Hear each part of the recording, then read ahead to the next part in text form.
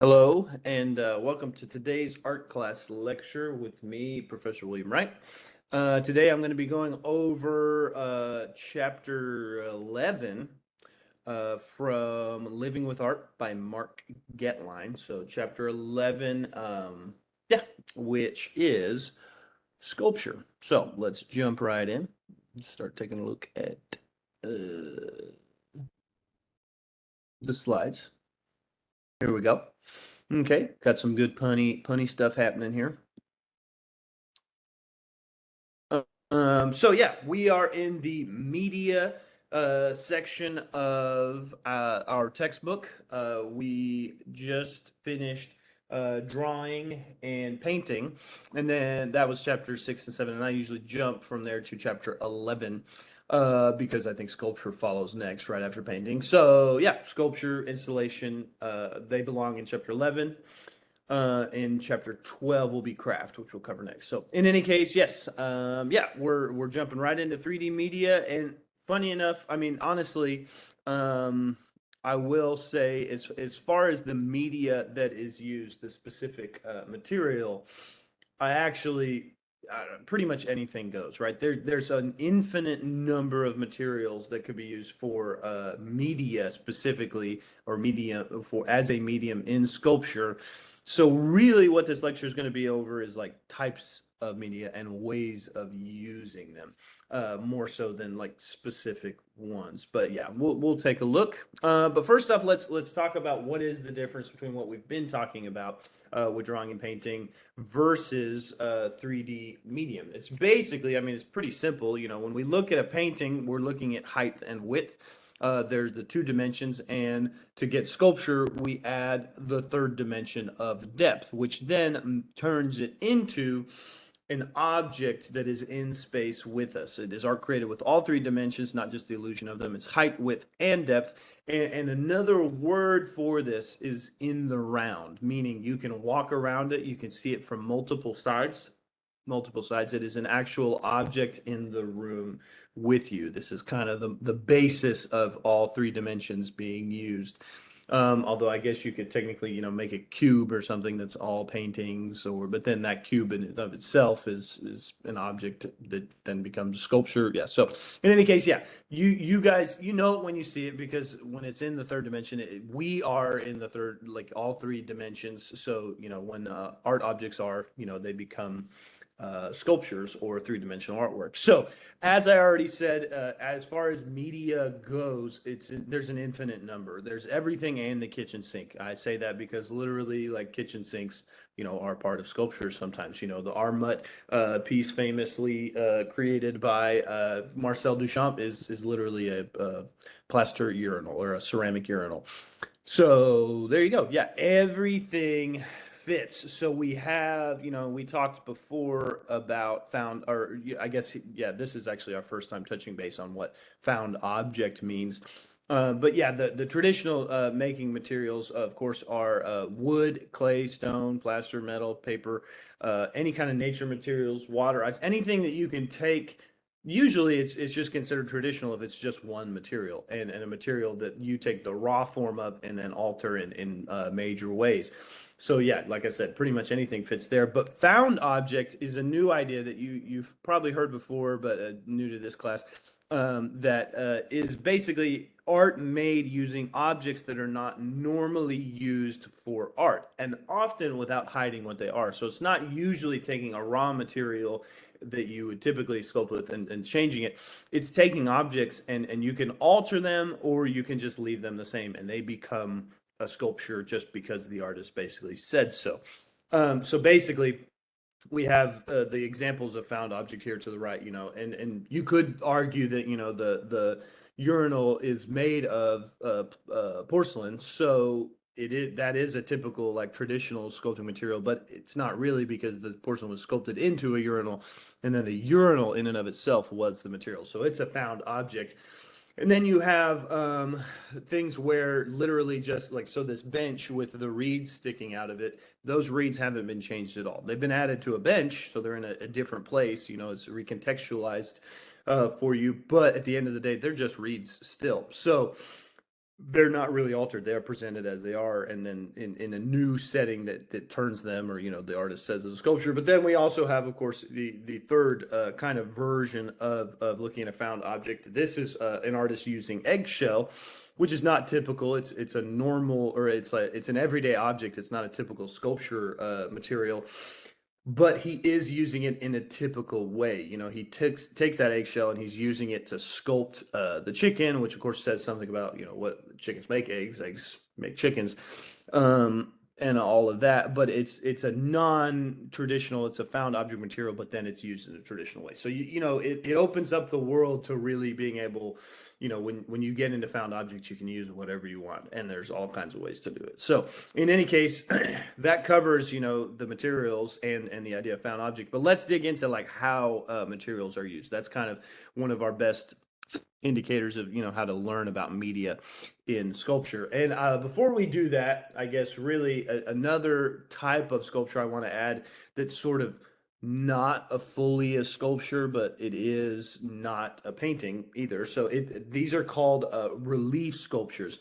Relief sculptures are technically not in the round. They are still attached to the wall, but come forward or recede.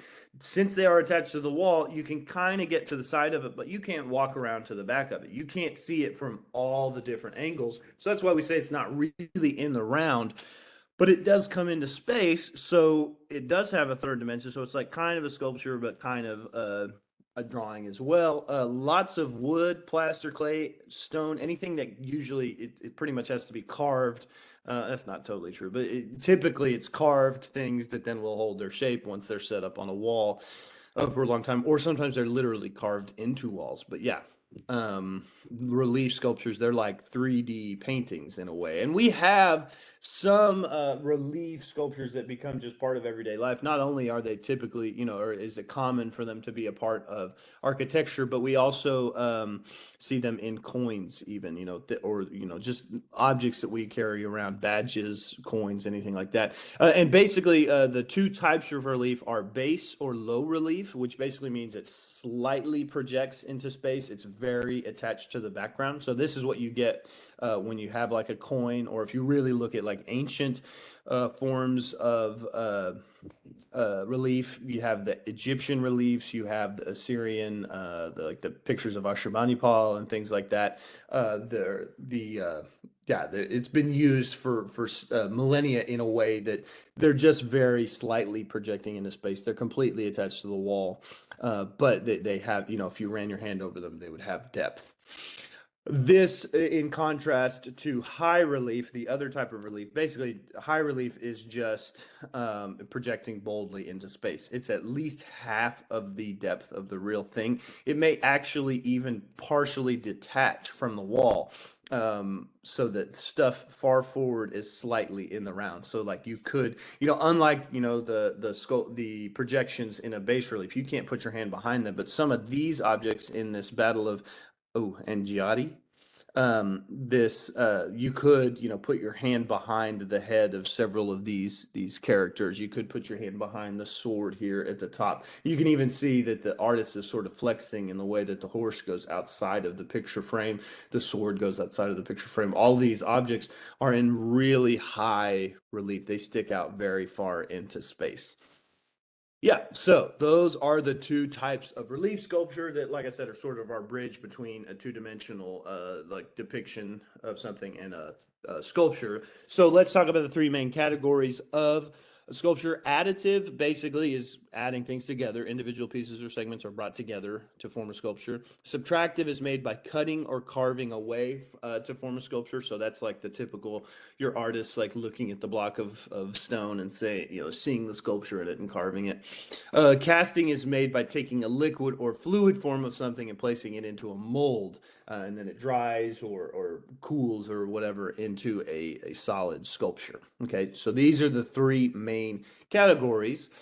So those are kind of big ideas, and we'll talk about different ways these are used. So number one, of course, is assembling. This is literally the most additive version of something, where you just take multiple pieces and you put them together with joints, glue, nails, screws, bolts, welding, whatever. And sometimes you then will smooth it out. You'll hide the joints. Sometimes you won't. Sometimes the joints are visible. But either way, they were separate pieces. They are put together, and they're carved possibly or shaped before being put together, so that it looks like a solid thing, but it's actually multiple pieces put together. Yeah, and here we have Roxy Payton. They have one of these tree sculptures in at the Fort Worth Modern, actually. So we're checking out. He sticks the pieces together, welds them, and then smooths them out. But yeah, assembling. It's a pretty typical version of it. And one type of assembling is actually what we call an assemblage. This is another good vocabulary word or specific type of sculpture you should know. Usually it's a found object assembly, or it's assembling found objects to create what is essentially a 3D collage. It's taking different types of objects and placing them together. They're things that don't usually go together, and so it's like collage, like almost like a scrapbook, but serious art scrapbook, where you take 3D objects. So we see Rauschenberg, putting the goat inside the tire. It's a taxidermy goat inside a tire on a painting with things projecting out, right? It's literally a 3D collage. And same goes for Louise Nevelson. Louise Nevelson was got famous for these sort of compositions of 3D objects that are all painted the same. And what you really get in essence is the idea that the light hitting it shows you that they are 3D objects, but they're kind of random, and you see the difference simply because of the light and shadow. So yeah, that's assembling. Method number 2 for creation, I put it under, this is under additive sculpture, but it's really kind of both, and it's modeling. Modeling is directly pushing or pinching materials to form them. It is additive, and then you can add to it, but you can also cut away from it. You can pinch, pull, add, squish, carve, whatever, and it just literally molds and shapes. It's typically a soft material. It's usually clay. Okay, and we'll talk about the different types of clay in this chapter and the next one. But yeah, here we have Beth Kavanaugh. She builds up these large clay figures and then carves them away, and then actually cuts them up and carves out the inside so that they can be finished. But yeah, so let's talk a little bit about clay. Like I said, we're going to define them here and talk about them in this chapter and the next. Clay is a plastic earth material made from minerals and rock that stick together when water is added to them. Typically, so clay it's just clay, and many of you may have heard the term ceramics, but it doesn't become ceramics until it is heated. We usually say to over 1,000 degrees. It has to go through quartz inversion, which happens a little bit after 1,000 degrees, and this makes it into ceramic, which can no longer be like broken back down into mud. It's durable, it's long lasting, it can be used for service. It's almost waterproof typically, not completely, but it's vitrified. So that is ceramic. That's literally earth materials that are just water, and then they could dry out into like mud clumps. Then you heat them up and they become ceramic. Air dry clays are a type of, I guess like water-based clay that kids can use, that just once the water is all gone, there's plaster or chemicals inside that allow it to finish hardening to a point where, again, it cannot be broken back down into mud. It's, the water chemically leaves it, and then it's basically finished. It doesn't have to be fired. It's usually not nearly as durable as ceramic clay, and you can only use it for sculpture. It's not going to be food safe, but there are basically air dry clays that can be finished, just upon drying. Then there's also those are the two like water-based types of clay, but we actually have a third oil-based clay. It's called plastilina clay, polymer clay. It's basically clay that has oil or other types of mediums, like I guess liquid, like or vehicle type based mediums, that allow it to be malleable and really not ever dry out, basically. So this is like Play-Doh, although we know Play-Doh does eventually dry out. The plastilina clay does dry out. You can add oil back to it. It'll get wet again. But essentially, this clay is never going to be fired, and it's really just never going to stop being a little bit malleable. This is the kind of clay that is used for making models, basically. This is what sculptors really like sculpt most of their pieces out of. And then after they've added all the detail and they get it just like they want, they typically, instead of firing it, they use it to make molds, and then they cast them in bronze or whatever, concrete, I guess, whatever you can get into the cast. But at the end of the day, the clay is the medium that is carved, but it is then just used to make a mold that you will cast off of, which actually leads us to our next well, not the next, that leads us, we'll talk again about casting in a little bit. But yeah, I forgot we go through carving first. But yeah, essentially, clay modeling is, a formation type of its own. It's a category of its own. But in any case, the third way of forming sculptures is, of course, carving. Again, this is the typical, like looking at a stone, seeing the sculpture in it, and then carving out. Carving starts with a larger block of something and then takes away from it via cutting, gouging, chipping, or sanding. When I teach this is one of my favorite types of sculpture to teach. It actually it becomes really important that people understand you're not going to make things exist outside of it. You really have to see everything within that block of clay. If you are making plans to carve and there's an arm going out this way, you're not going to be able to just get it to appear outside of the original block. You've got to make it all fit inside of there because it's literally just carving away. I'm always amazed at Mount Rushmore, the idea that they were able to see those shapes and fit all of it into the existing rock face. And especially at that level, they were using dynamite to carve that. But then contrast that to, we have carving soap. Carving Dove soap is one of my favorite ways to make subtractive sculptures. It's super soft and buttery and easy to carve. And yeah, you can see, obviously, you can get insane levels of detail. But yeah, it's literally just cutting away, sanding away, chipping away. It often takes a lot of patience. Carving stone, if you really look at how long it took a lot of those sculptors like in the Renaissance to carve those stone sculptures, you see it takes a lot of patience. And so it's not always an easy undertaking. And mostly it just takes time. It's a very hard material to carve away. But wood is commonly used. It's a little bit easier, and then of course softer things like soap or foam or something like that can be used, and they carve really quickly.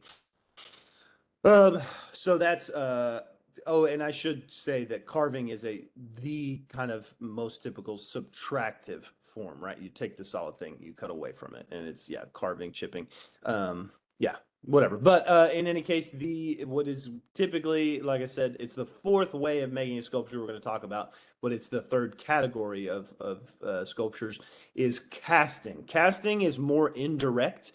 Usually, you use a mold made using found or created objects. So if there is a sculpting component of a cast, it's something you already did. Like you made an additive sculpture, you made a subtractive sculpture, and then you created a mold off of that then you pour liquids into that will harden and form a sculpture. They either cool, or if you've ever poured water into an ice tray and put it in the freezer, you've made a cast sculpture, right? It's literally, you took liquid, you froze it. Now you take it out, it's going to melt, and it's no longer going to be a sculpture. But any type of thing where you take a liquid form of something and then you put it into a shape, and then you do something to it, cool it, chemically treat it, freeze it, whatever. Once it turns into that solid thing, you have made a cast sculpture. Okay, and again, there's an infinite number of ways to do this because there's a lot of liquid materials. Okay, so you can see here this person's carved this plaster or wooden like cherry shape, and then they make the plaster mold off of it. And you can see there's usually a more delicate interior mold, and I don't know all the terms for it, but this is the inner mold, and then there's an outer mold here that's actually a little tougher material, but it's like sandy. It wouldn't get the level of detail that this sculptor wants, but it kind of backs up. So it looks like there's two molds here, but it's just one. They're just made of two materials. But we also have slurry molds. That's typically how you do a bronze cast, and then you break away all these molds. But I'll show you how they do that. I think actually the next slide. Yeah.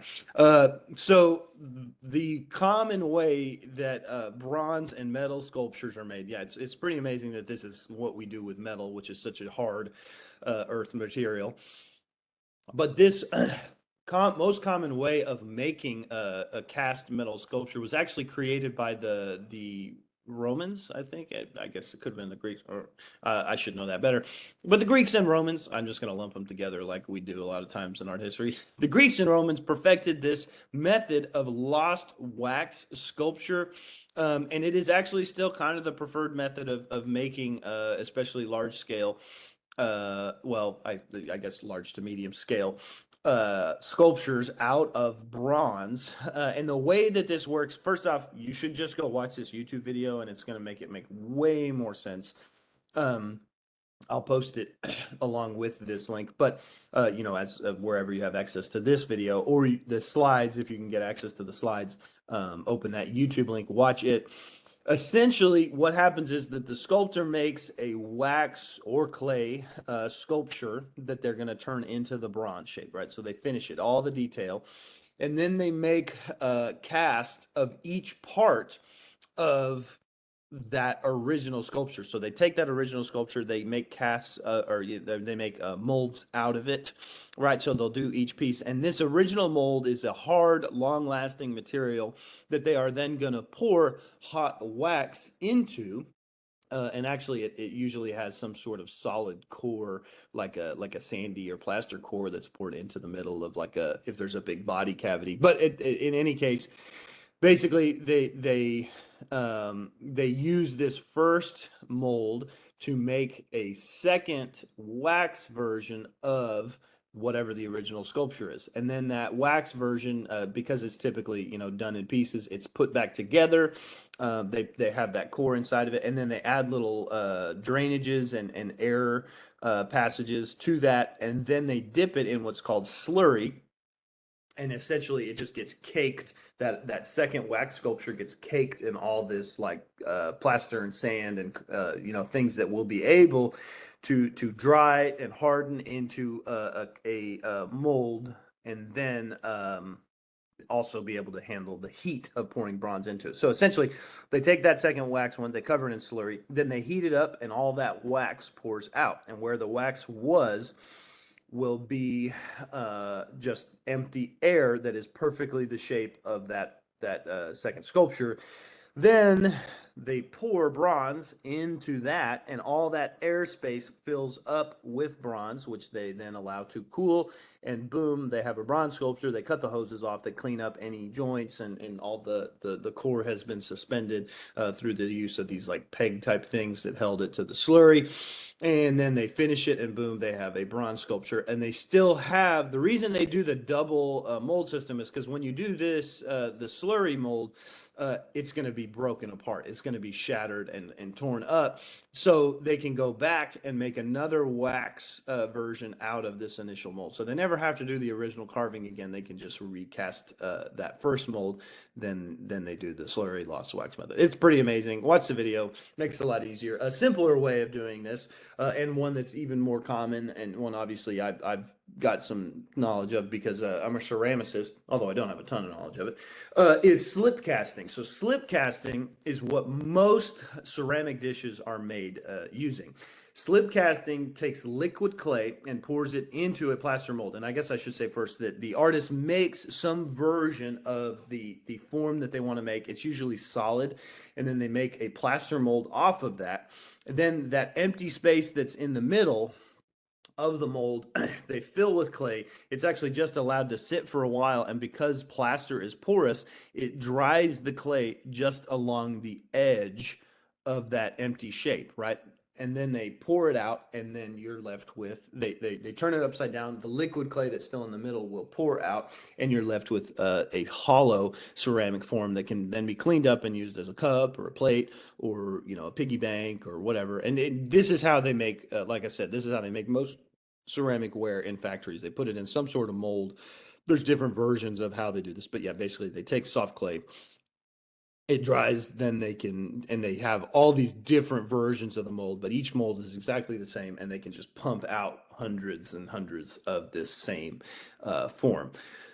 So yeah, that it, rather than having to form each piece by hand, they can use the casting to get it really going good. So yeah, those are the types of casting. Anything, like I said, you take liquid, make it solid, that's casting. Now, we're done with the categories or types of art, but real quickly, I want to talk about some common motifs or common things in art. And there's a really important slide, the next slide. But essentially, I just want to talk about the figure is obviously something because we are in 3D. Most cultures, we can go way, way back and see that there's a little bit of a tradition of when they make sculptures, it's common for it to be human figures. And though in ancient times it was typically more historic or spiritual figures only, they weren't usually realistic. Typically, whatever, you can almost think of it as like a toy or a doll or a totem. They would make versions of people that it was really obvious that they were some sort of spiritual guide or they represented something. They would change the proportions or they would put it in specific settings that gave it away as a historical or spiritual figure. And they didn't really concern themselves with making it look super duper real. They would use the one thing I always say is like, if they had a tree branch that had this like specific curve in it, they couldn't necessarily ignore, going back to carving, if they were carving it and there was this big curve, they had to make the person that they were carving out of this tree branch into something that sort of followed the curves. And so they would exaggerate, they would distort because they were at the behest of the materials they were using, right? And then I've already said before, stone was very hard to carve, so they typically didn't get really, really detail with stone carving because the tools they had would have made it just very, very difficult to do without breaking. But in any case, throughout lots of history, figure was typically not super real until we get to contrapposto.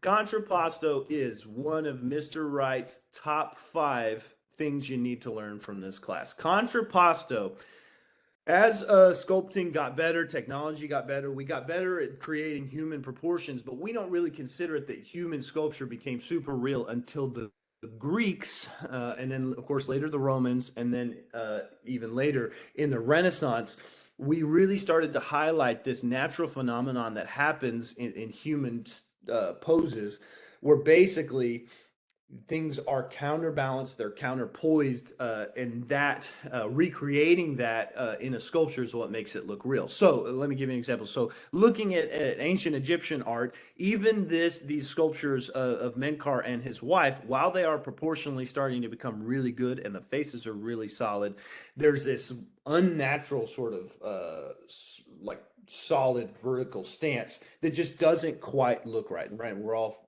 walk like an Egyptian is a classic like joke about like their art was all stiff and just not that real. So the Greeks figured out, well, wait a minute, when a person is standing, they're typically putting their weight on one foot. That's going to tilt their hips, and if they tilt their hips, they're probably going to slouch or move. If they're pointing or moving, their shoulders are going to tilt. Their head is on a swivel so they can look different directions. And essentially, they figured out that we've got all these axes in our body that if you take advantage of them as a sculptor, it just can make your human sculptures look so much more real. So yeah, the hips, the shoulders, the spine, the neck, even then the limbs start to get into it, like that we can do whatever we want with our limbs and ankles. And basically they started to understand the human anatomy to the nth degree, compared to what it was before. We could really start to see the humanity of these sculptures, and they were open to it. There are times where people didn't want to be super good at sculpting because it was considered sort of either sacrilegious or just sort of I guess boring or like too pretentious or something to make something look really real. You want your art to be expressive, but then at these times, by the time the Greeks get a hold of it, they're like, you know what, forget that. Let's just be really anatomically correct. That's what we return to in the Renaissance. The Renaissance is essentially people saying, let's start making people look more real, just like the Greeks and Romans used to do, right? And all this. Anyway, don't forget, contrapposto is one of Mr. Wright's top 5 things you need to know from this class. We've already covered a couple other ones in other chapters, but yeah, this is one of my favorite things to make sure students understand.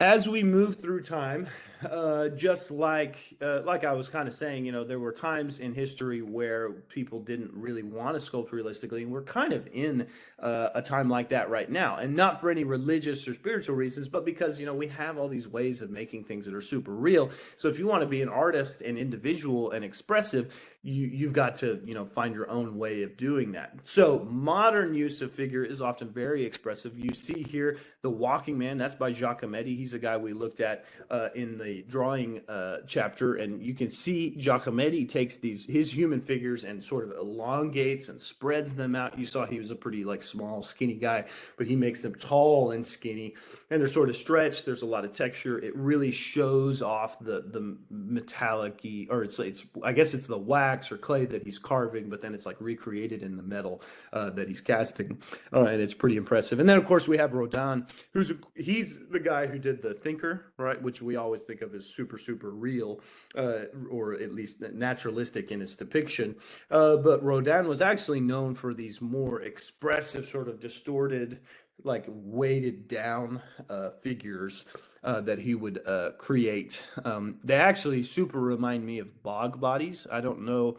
To me, there's like no way that he didn't know about or think about bog bodies, but I don't know that if that was like his intention there. If you don't know what bog bodies are, look them up. They're a Northern European, basically like a death ritual from hundreds to thousands of years ago.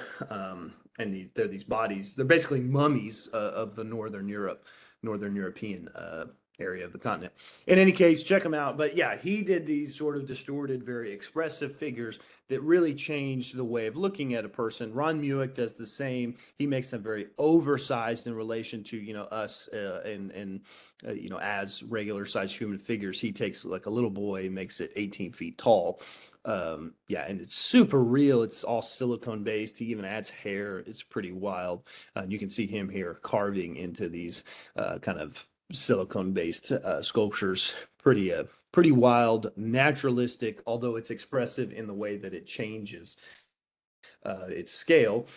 Now, outside of figure, we also need to talk about, of course, installation. We've already talked about installation before, but it's essentially sculptures that you can, they're actually creating a place. Often you can walk around in it and be a part of it. The Kienholz exhibit recreating the city street of Amsterdam, the red light district, was pretty amazing. I got to experience it. You get to move around, look inside these rooms. The figures all have like grease pouring down them. It's pretty wild. The Spider by Louis Bourgeois, there's a version of one of these actually in Dallas, and you get to move around. It's these giant things that just fill up the space, and you get to move around and see them. You can't actually go in the cage, but still pretty impressive. Excuse me. Yeah, installations essentially. Yeah, and any kind of I like to think of it too. Like it's not just that you can walk around in it, but as far as time, a lot of times these are in places where that art piece can only be in that space, right? That's one of the key parts of an installation. Sculpture can only exist in that iteration in that space. It can't be moved around, or it would have to change. And it changes with the time of day. It changes with how many people are around it. You think of artwork, sculptures that are like in airports or malls or something like that. All these things around it have an effect on it. That makes it an installation. It's a part of life. And yeah, I would say even like ropes courses and ball pits and things like that, they're all versions of installations. And yeah, this is like a grown up ropes course or ball pit. I don't know if I would be as brave as these people right above that sort of I'm getting vertigo just looking at it. That empty space. But in any case, yeah, it's installation. And a version of installation that I really love and you guys should know about is earthworks. We've already talked about them before as well, but they are basically where you take nature and you make usually a very large scale installation with the materials that are in nature, as well as like you're building it in nature. So it's made of nature and it's placed in nature. The space that it occupies is natural, and again, since it's an installation, it has to be in that space. And Andy Goldsworthy is like the master of earthworks. Of course, I shouldn't say that. Robert Smithson's Spiral Jetty is, of course, like it's a beautiful, like really commonly cited earthwork. But yeah, making an installation out of earth materials in nature. The Lambton Worm is a pretty amazing one here, but there's also all those icicle sculptures and rock sculptures that Andy Goldsworthy makes. Rivers and Tides is a beautiful movie if you have time to watch. It's a full-length movie, so Yeah, in your off time. But in any case, now the last thing I want to cover, it covers expressiveness, it covers figure, it covers installation in ways. Another common thing that we see in modern uses of sculpture is minimalism. Minimalism is distilling shapes into their purest form. Typically, it's so that we get it without ego. You know, humans are created without a face. They're created without exact proportions that would make them sort of vainglorious or really like some like wild flex. You know, they're created in ways that just like what is the human, what is the essence of our body and its movements and its uses. But it's also sculptures can be built. You know, Richard Serra, if you go to the Fort Worth Modern, there's like a giant, just like these two sheets of metal that just go up and twist around themselves. I think it's three sheets of metal actually. Those are minimalist. That's a sculpture that's just very simple planes of metal, but in their simplicity, they have a statement of their own. Brancusi from the early 20th century, I believe he was a futurist who saw, you know, we want to only move forward and think of these things as new ideas. And he had this idea of a bird, like making a sculpture that's not a bird, but it's about the flight of a bird as it takes off. It's how would you sculpt the flight, not the bird, but the movement, and it's sort of a bird taking off. And I think it's a beautiful, really simple execution of basically these are versions of almost like Jackson Pollock paintings, but in sculpture, which in a way makes them easier to relate to because they're in the world with us, and we all can sort of I think appreciate the simplicity of lines and shapes and planes, you know, when they're in space. But yeah, this is the modern, and it's funny because we think of it as a modern idea, but of course, you know, we go back to the Glauberg prints. Sorry, I'm going to make y'all dizzy. The Glauberg prints. This is pretty minimal. This is not super highly detailed. You know, ancient peoples had an understanding. Stonehenge is pretty minimal. There's not a lot going on there. You should look up Seahenge if you've never heard of Seahenge. It's amazing. Now, those are ritualistic in nature. They're not just about the simplicity of sculpture, but still, minimalism is a big part of sculpture. And that actually covers chapter 11. We're going to leave this. This is giving you a little teaser of the next one. Um, so, yeah, that ends chapter 11. I hope you enjoyed this video, and I will catch you next time.